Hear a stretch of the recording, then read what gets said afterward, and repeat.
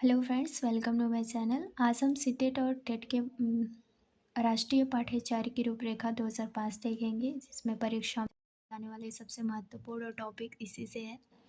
तो हम चलते हैं अपने टॉपिक के साथ। हमारा अध्याय NCF 2005 कहता है कि राष्ट्रीय पाठ्यचर्या रूपरेखा में तात्पर्य है कि जो प्राथमिक या माध्यमिक स्तर की शिक्षा के लिए पाठ्यक्रम का निर्धारण किया गया है। NCF 2005 का निर्माण करने वाली संस्था NCERT है और national council of education research and training. NCF 2005 में वर्तमान की शिक्षा और सर्वाधिक नवीनतम रूपरेखा है और NCERT की कार्यकारिणी 14 से 19 जुलाई 2004 की बैठकों में NCF को संशोधित करने का निर्णय लिया गया था। NCF 2005 का संशोधित रूप है NCF 2000। NCF 2005 के निर्माण का आधार 1993 में शिक्षा बिना बोझ के है। NCF की समीक्षा सिफारिश MHRD यानी मानव संसाधन और विकास मंत्रालय ने किया था, जो अब शिक्षा मंत्रालय हो गया। और NCF 2005 के निर्माण के लिए प्रोफेसर यशपाल की अध्यक्षता में संचालन समिति और 21 राष्ट्रीय फोकस समूहों का गठन किया गया था।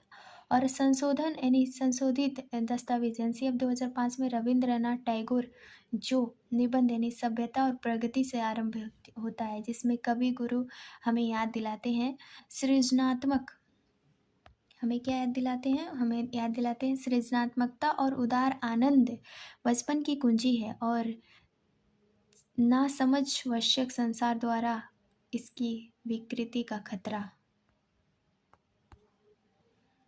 नेक्स्ट पॉइंट है हमारा, राष्ट्रीय शिक्षा नीति का निर्माण स्वतंत्र पश्चात 1986 में प्रस्तावित किया गया था कि राष्ट्रीय पाठ्यचर्या को शिक्षा की राष्ट्रीय व्यवस्था विकसित करने का एक साधन होना चाहिए, जो भारतीय संविधान में राष्ट्रीय निर्माण के दर्शन को अपनी आधार भूमि माने। NCF 2005 में 5 प्रमुख सिद्धांत थे। पहला था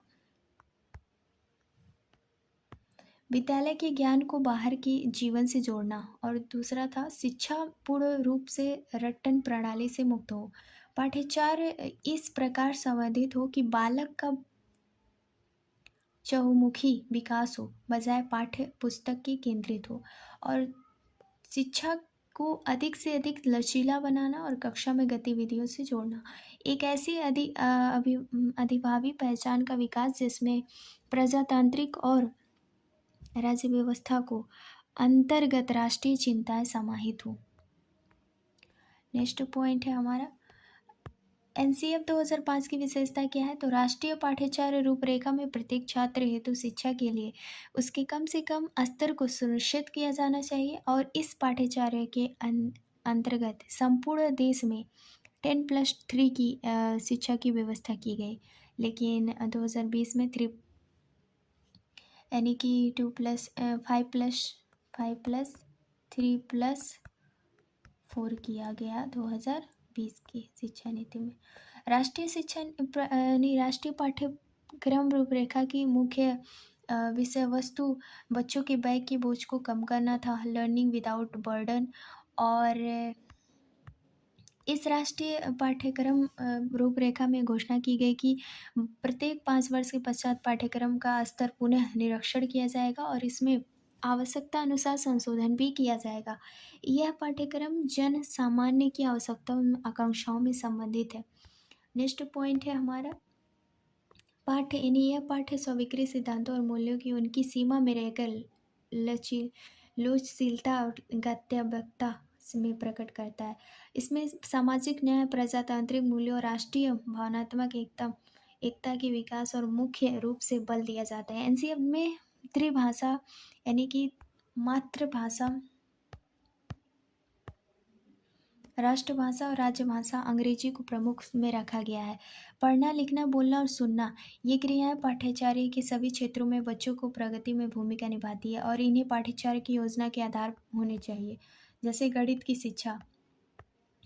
शिक्षा ऐसी होनी चाहिए जिसमें बच्चों के संसाधन समृद्ध हो, चिंतन और तर्क में अमूर्तों की संकल्पना करने और उनका व्यवहार करने में, समस्याओं को सूत्रबद्ध करने और सुलझाने में उसकी सहायता करे।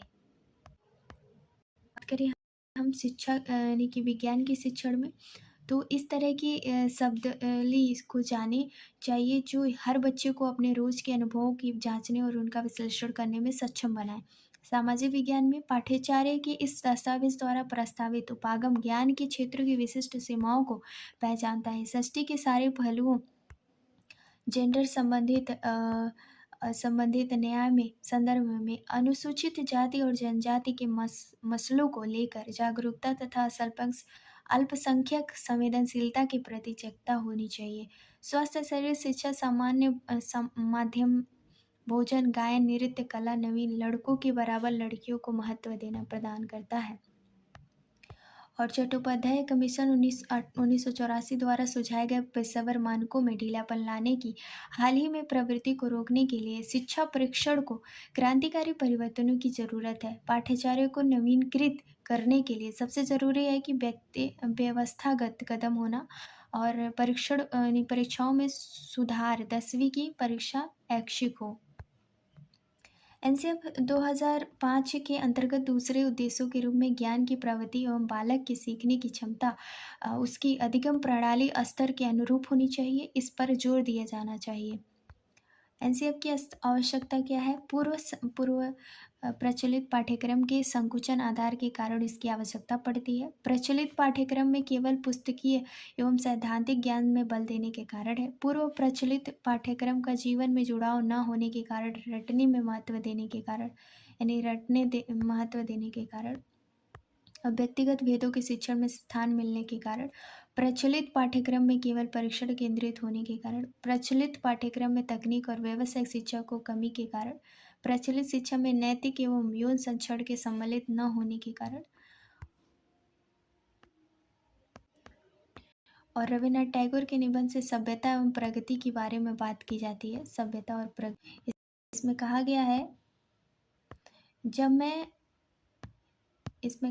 कि जब मैं बचपन था, यानी कि जब मैं बच्चा था, तो छोटी छोटी चीज़ों को अपने खिलौने बनाने और अपनी कल्पना में नए नए खेल ईजाद करने की मुझे पूरी आज़ादी थी।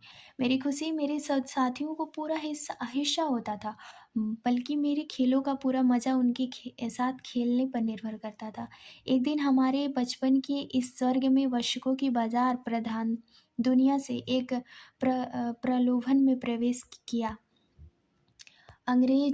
एक अंग्रेज दुकान से खरीदा गया खिलौना हमारे एक साथी को दिया गया। वह कमाल का खिलौना था, बड़ा और मानो सजीव। हमारे साथी को उस खिलौने पर घमंड हो गया और अब उसका ध्यान हमारे खेलों में उतना नहीं लगता था। वह उस कीमती चीज़ को बहुत ध्यान से रखता था तथा हमारी पहुंच से इतना दूर रहता था कि वह इस खास वस्तु पर इठलाता हुआ अपने आप को सबसे श्रेष्ठ समझता था, क्योंकि अन्य के खिलौने सस्ते थे। अपनी उत्तेजना में वह एक चीज़ भूल गया, वह तथ्य जो उस वक्त उसे बहुत मामूली लगा था, कि इस प्रलोभन में एक चीज़ खो गई जो उसके खिलौने से कहीं श्रेष्ठ था। वह था बचपन।